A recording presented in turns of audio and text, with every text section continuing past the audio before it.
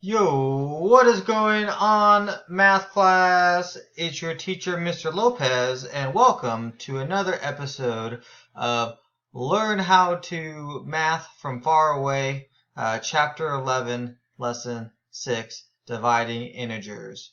Alright, I hope you're ready to learn. I hope you had a good weekend. I hope that this lesson is as easy for you as it was for lesson 11.5. Hopefully that was easy too. Let's go ahead and jump into it. This one we're going to talk about dividing integers. Last time we talked about multiplying integers. And the truth is that this lesson and the last lesson are very, very similar. They follow very similar rules. But let's go ahead and talk about a couple of things before we actually do any actual math. All right. First off, I want to go ahead and point out that division is the inverse operation of multiplication. An inverse operation means opposite, or some people like to think of it as undo. It undoes something. It's the opposite, or it undoes something. It cancels something out. So here's an example for you. All right.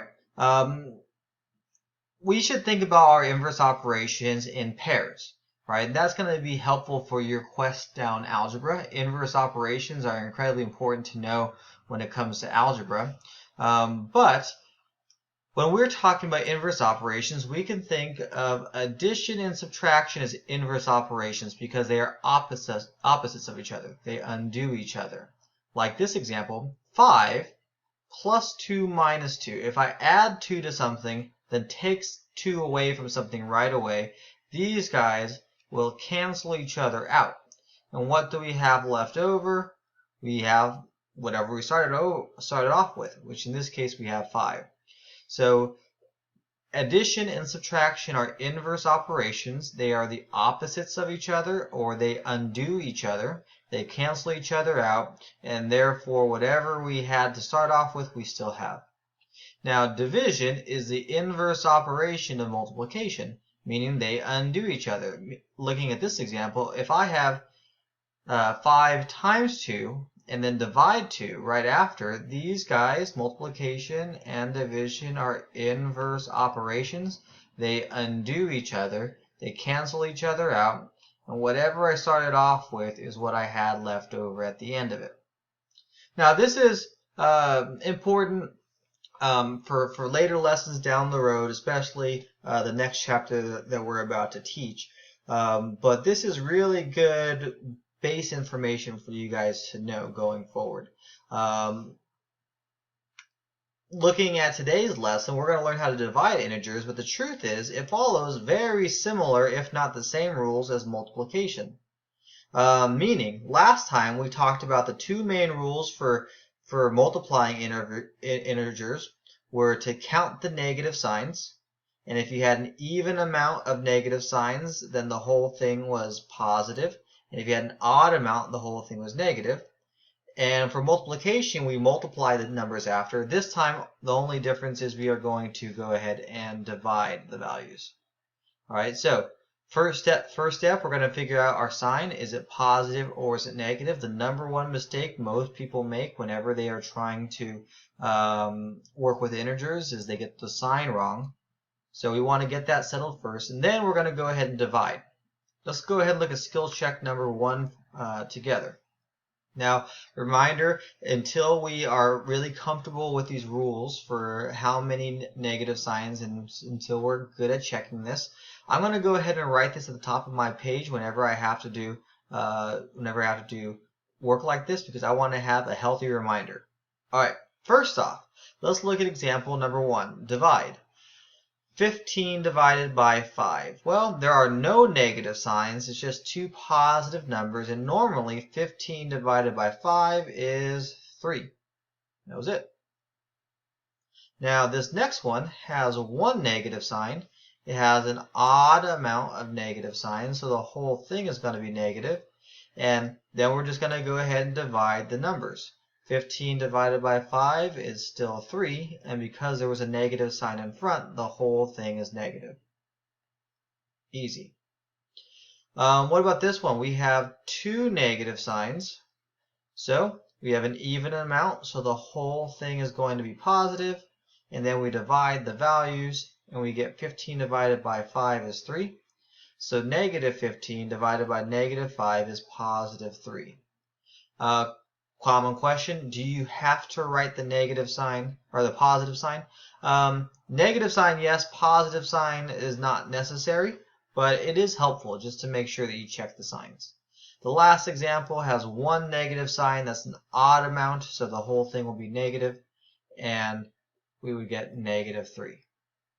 So step number 1 is we're going to go ahead and count the signs, looking for negative signs, and we can use this little reminder to help us. And number 2, you're going to go ahead and divide the values. One more rule that kind of has to be explained, just in case it happens. Now this might not happen on the homework, but it might happen on a quiz, and it definitely will happen in pre-algebra and algebra. This is a kind of an interesting rule for us to kind of pay attention to. The quotient, and quotient, remember, just means division. The answer to division problem. The answer to a division problem of 0 and any non-zero integer is 0. And then they have like this really specific note that says division by 0 is impossible. And we're going to go ahead and call that undefined. Now here are some examples, some common division examples that we should probably just settle, just so we are kind of clear with how this works. Alright, 10 divided by 2. If you had $10 and you wanted to divide it evenly amongst your two friends, how much money would each person get? If you had $10, so 1, 2, 3, 4, 5, 6, 7, 8, 9, 10. If you had $10 and you wanted to give it to two different friends, how much would each person get? Well, it looks like one person would get $5 and the other person would get $5, so the answer would be 5. 10 divided by 2 is 5. Now, that's not too complicated. Well, what if I asked you, what is 0 divided by 2? If you had $0 and divided it amongst your two friends, how much would each person get? Well, in each case, they would both get 0. You can do that. You can divide 0 by 2, because nothing divided by 2 is still nothing. You can say, here, buddy, you get everything that I have. Here's $0. For some of you guys, that might be true. Okay? So that's fine. Now, what would happen if you had $10 and you wanted to divide it 0 times? Dividing by 0, is that even division? I'm going to put division with a question mark. Let's do a few question marks. Is it division if you divide by 0? Well, no, it's not division. You can divide by 1. If you had $10 and divided it one time, you'd get a $10 group. But dividing by 0 does not exist. That is not something that you can actually do. Dividing by 0 is actually going to be considered undefined. Okay, so that's kind of a key rule for us to kind of talk about going forward. Just so you understand, if you ever have 0 divided by a number, you get 0. That is fine. But 10 divided by 0, that does not exist. That is not possible.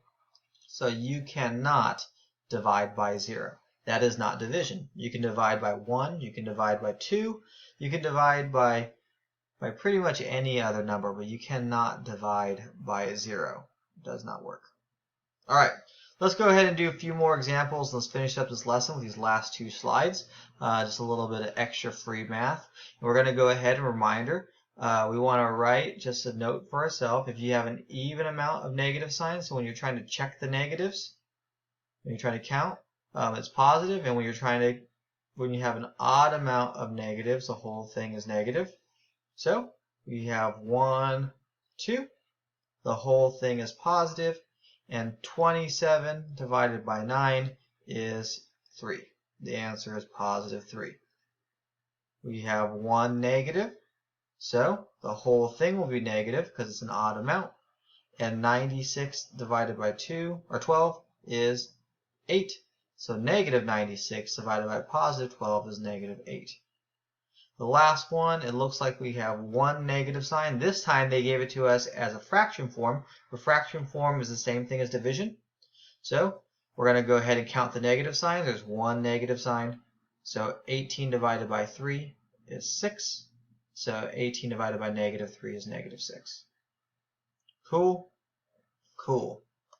Last slide, skill check, and just a reminder, always a good idea to have this until we're comfortable.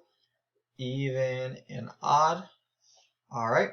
How many negative signs do we have? Well, I can count one negative sign. So the whole thing is negative.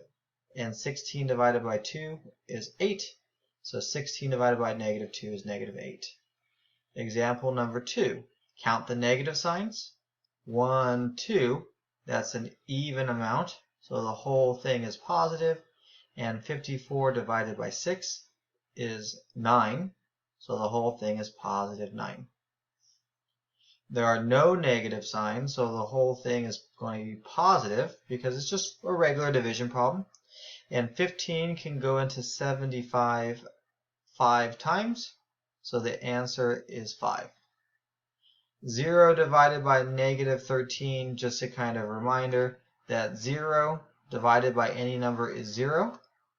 And so this one is possible. If I had $0 and I divided it amongst my negative 13 friends, I would get negative 0. But there's no such thing as negative 0, so we'll just put 0. All right, that's the lesson. Hopefully everything went well. Just take your time. Be careful with your even and odd counts, and make sure you're following every step the best that you possibly can. All right, see you later. Peace.